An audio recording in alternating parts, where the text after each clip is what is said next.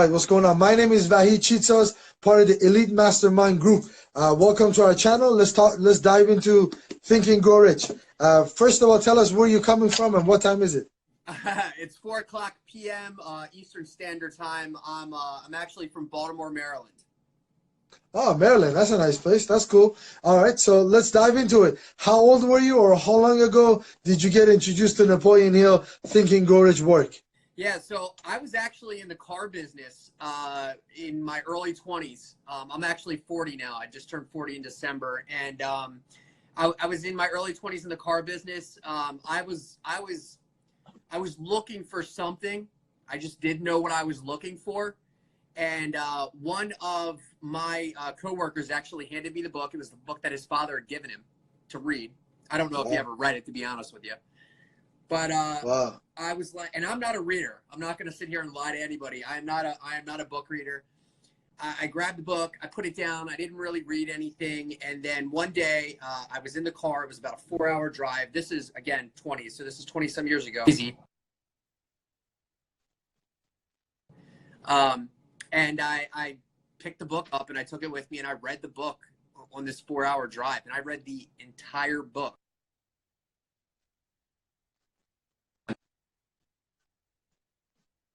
I read the entire book in 4 hours and I was blown away.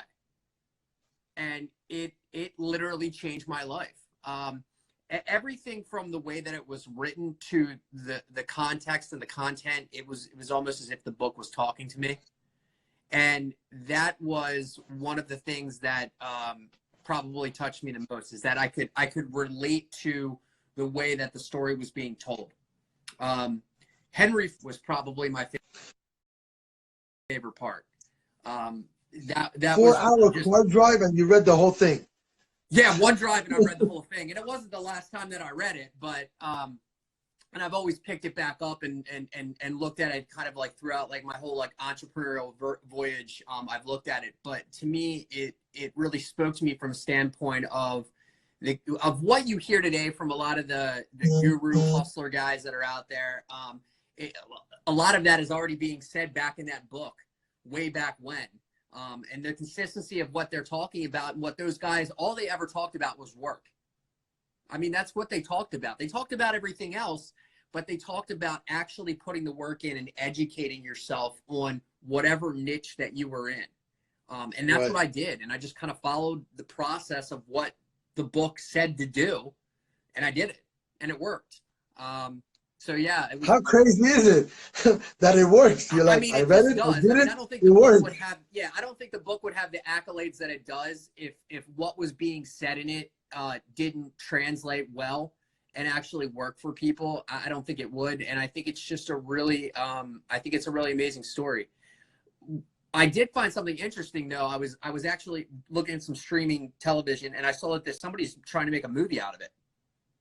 Yeah, the movie just came out last year. It's on Amazon Prime if you want to buy it. It's called Think and Grow Rich, The Legacy. It's fantastic. Sometimes you're able to watch it on YouTube. There are different segments of it on YouTube. So it just depends if you want to get the whole thing. It's like 15, 20 bucks, something like that. You're able to get it on download. But it picks out the best part of the biggest stories and the biggest monumental moments in people's lives. And they're highlighted in the movie, and it does a fantastic job. So what is it that you do? You were in car business back then. What is it that you do now? Yeah, so now, but back then, I actually left the car business, and one of the things that most anybody can say about me is my work ethic. I put work before everything, and some people will agree and disagree with me on that topic, and it is what it is. But that is the one thing that I can't be wavered about my personality. So years ago, this is about 5-6 years ago, one of my business partner now approached me and was getting ready to launch a site called removemyname.com, which was a personal defamation removal site. So basically, if you screwed up online, you couldn't get it down, you would contact us and we would help mitigate that situation for you and get that sentiment offline and get it off the search engines. And then we kind of evolved that over the last like maybe 5 years, 4 years, 5 years into helping people in the industries of like the restaurant business, the car business, doctors, dentists, things of that nature, to set up really good processes in place inside their business. And that's really what we do. The niche now is really reputation management, online reputation management. So restaurantreputations.com is probably our largest sector. And I mean, we work with, you know, restaurants that are on the Food Network and, you know, nationally known and stuff like that. And that's kind of where we are. I mean, but the book spoke to me in those words of saying, like, I can take what I've learned here and I can apply it here. And then if I want to learn this industry, all I have to do is learn the industry, go back, educate myself on the history of the industry, and then start trying to evolve the industry in my own way. And that's what I've been able to do. And that's what's helped my personal brand as well, is, you know, I guess you can call it an expert or whatever it is. I mean, I don't call myself an expert. I just think it's somebody who's seasoned in doing the same thing over and over again. So let me ask you a question. What are the 2 principles that you're utilizing right now from the book for your success so far? Or what are you implementing every day? Man, that is a massively great question. I would say one of the main things is I've been really trying to go back and take everything into let's go back here for a second. In the book, it basically states that if you're rich in family and you're rich in relationships and you're rich in these sectors of your life, health, right, and all these things, if you're feeling good there, then everything else kind of just transitions into the business success. So last year, I weighed in at about 220 pounds. I currently weigh in at 167 pounds. I was it's crazy, man. Like, don't let the beard fool you. Like, there's a massive amount of hair there. Like, I'm really skinny now. I lost an immense amount of weight. And one of the things for me was, and this is, again, going back to the book and kind of looking into it. I was successful in business, but there were other parts of my life that I wasn't successful in. And so in my head, I'm going, to the term of the book, am I really rich? Do I have everything that I really want? No, I don't. I don't have health. I'm not happy with the way my body looks. I'm not spending enough time with my children, and these types of things. And so I wasn't going to be fully rich, if that makes sense. So that year I got into the gym every single day. I'm actually getting ready to go to the gym right after this. Go to the gym every single day, and I make sure that I'm out of the office by at least 4:30, 5 o'clock. So I'm home with my kids to be able to hang out with them, play with them, do whatever. Hey, man, play Fortnite, whatever it is, unplug and spend time with them. Because I said this in one of my blogs, that I don't remember what my dad did for a living. I don't remember really what my mom did for a living. I do remember my dad coaching my baseball team. I do remember them taking me on vacations. I remember all those things. Those are the memories I have of my parents. My kids are not going to care what I did from a business standpoint 20 years from now, but they will care about if I showed up to the ballet, or if I showed up to the baseball game or the soccer game, or my spouse feels like I showed up and did something good for her. Those were the things that I took from the book and reapplied this year, and it made my life 10 times better. So that is the one, and I'm still working. How did you lose the weight? What was the secret in losing the weight? You think it was the discipline of going to the gym every day? The consistency of the gym, going to the gym every day. Well, I don't drink anymore either. So that was the other thing. I stopped drinking about 5 years ago completely. And that was another thing I kind of learned from the book, was clouding my mind, making, no matter what, right? Like, if I'm going into a meeting and somebody else drank the night before, I'm going to have a clearer, sharper mind than that person. So it was really important to me from a health standpoint that stopped too. And I stopped that well before everything else. And that was just a life choice, and I'm absolutely fine with it. As far as the weight loss thing, I just started going to the gym every day. I committed to it, just like anything else, like what you're supposed to do. And again, these are things, again, that you learn from the book, is the commitment. Even if you don't want to do something, you still need to do it for the betterment of either the business, yourself, your family, whatever it is. There's going to be sacrifices that you need to make. It was really just kind of and again, these are things that you're all going to, if you haven't read the book, you're going to understand, and you're going to learn these things from the book. It was about consistency and patience, and understanding that certain things will be brought in front of you when you're ready. You know, a lot of times we get back to the gym and New Year's kind of resolution things, and we think it's just, that's when we should start to do something. And in the reality is we should start doing it the day that we feel it. And there were a lot of times I went and I just didn't feel it. And this time I committed myself, and that's when things started happening. And that 6 to 8 month point, when you start to see clothes, I mean, you got to go buy new clothes because your clothes don't fit anymore, and things of that nature. And it's what I took from the book, the biggest part of that side from what I took from the book was that it didn't matter how great I was doing from a business standpoint, that my health, my family, the presence of the relationships that I had, and how I was devoting myself to those and things of that nature, if that stuff wasn't put in place correctly and I wasn't paying attention to it, then this side over here, then I wasn't really rich. And that's where the Think and Grow Rich thing kind of comes from, is that when you pick the book up as a business person or as an entrepreneur, your assumption is this is all about money, that this is all about how to get, if you think this way, you will get rich. By the end of the book, you figure out you're probably already rich. You just don't realize it yet. And when you stop and you look around, you go, oh, yeah, I mean, I could be financially richer over here, but in life, I'm actually kind of already rich. And then you just improve upon those things that you already have. And that's what I did. And that, going back to the book this year, or how I'm applying it, I'm applying it the same way this year as I did last year. Staying consistent, staying consistent with my relationship, staying consistent with my children, staying consistent with my business, and being self-aware enough to know that I'm already rich, that I understand the book, that I read the book and I understand what Napoleon was trying to say. So, you know, again, the book wouldn't be around this long if the content wasn't so good and so rich and so applicable in any time. That's when a book or education is very, very good. It doesn't need to be rewritten.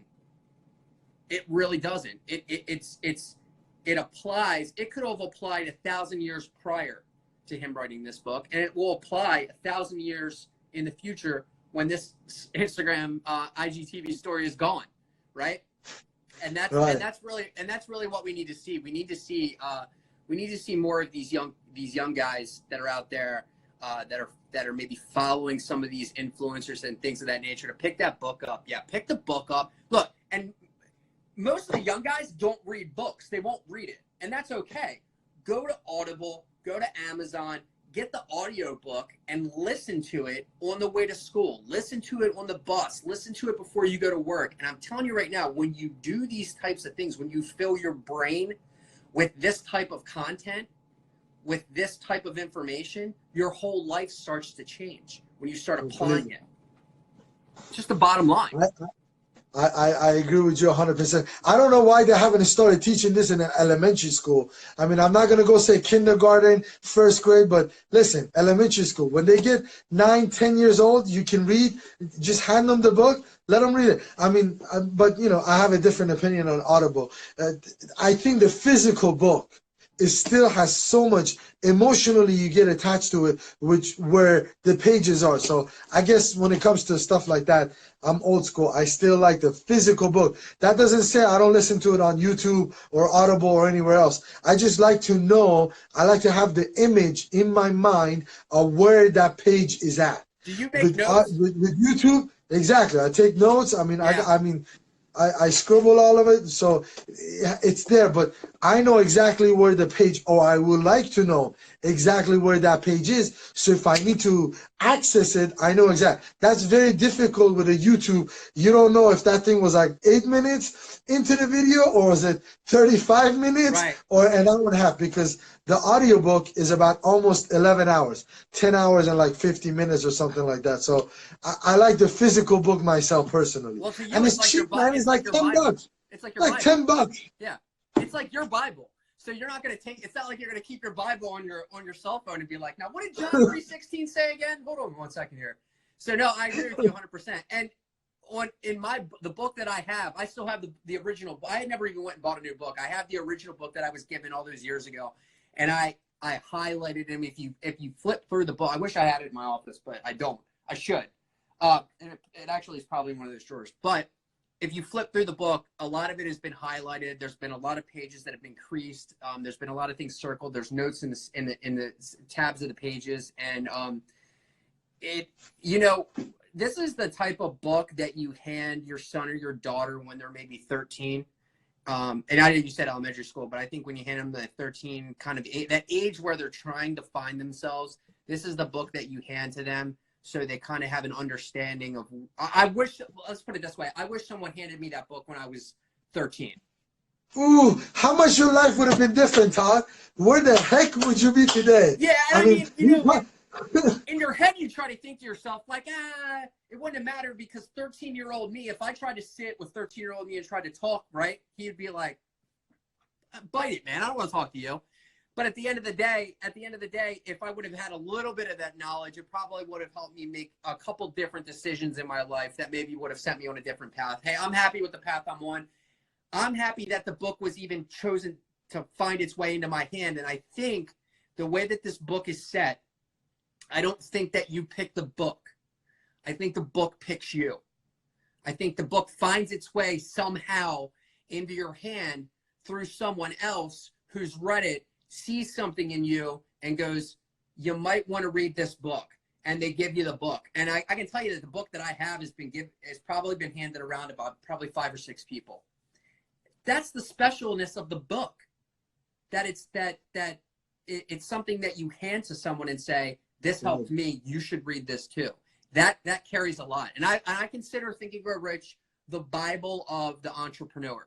In my opinion, that's what it is. If you haven't read that book and you are an entrepreneur, you're missing out big time, because you really don't understand entrepreneurship if you haven't gotten that book and you haven't dissected it and put all that information into your brain and let it rent space there for a while. I agree with that 100%. That doesn't mean they don't know the principles inside. Yeah. They know some of the principles, but if you want to put all of the principles together in totality and definitely catapult yourself to the next level of your business, $10, that's what it costs. And beside the money, it will require work on your time, on your side, putting commitment of your time, energy, effort, just like going to gym, just like doing anything else. If you want to have that body, it requires work. If you want to have the success, it requires work. If you want to have the family relationship, it requires work. So it comes in hand. But listen, Todd, I know you're very, very busy. I'm definitely going to be doing more of these videos with you. I want to dissect it because a lot of the younger generation, I'm not doing these videos for you and I'm doing these videos for the younger guy who in 10 years is going to open up our IGTV or YouTube. Somehow, some way, they're going to get on this video and they're like, what are these two successful people are talking about? They find out it's Think and Grow Rich. They go buy the book. They become a millionaire, and then they'll do their own video and they say, listen, it was this crazy guy Todd and then crazy guy Vahid from LA and Maryland. They both talked about the book. I got the book. Now I get to, have this mansion, be, own my own golf course because of these two guys. That's what it's all about. It probably will happen. I'm manifesting that out there, in 10 years that somebody will watch these videos. But listen, I appreciate you being with us. Hopefully we get to do more. Yes, sir. Thank you. You got it, brother. Take care. Thank you, bro.